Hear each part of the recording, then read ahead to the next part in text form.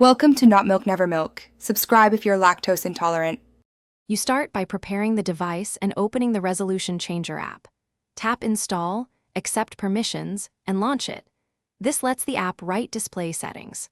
Once done, verify your current resolution and DPI in Android settings so you know baseline values. Make sure developer options are enabled only if the app requests advanced access, and keep USB debugging off unless instructed. Doing these steps prevents accidental layout problems and lets you proceed with confidence into the actual change process. Now you select or build a profile inside the app. Pick a preset for common sizes or create a custom one with your target width, height, and DPI.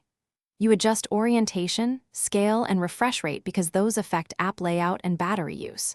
Once configured, use the app's preview or temporary apply feature to test changes without committing.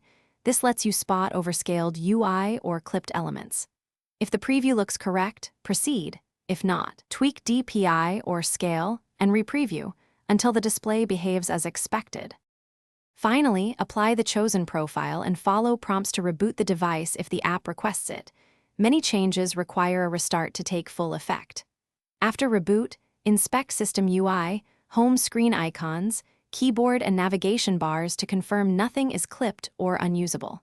If problems appear, you can quickly revert to the previous profile or switch to a different preset. If the device becomes unstable, boot to safe mode or uninstall the app to recover. This is the fastest troubleshooting path to restore normal operation. Thanks for watching. If this was helpful, leave a like and consider subscribing. See you next time.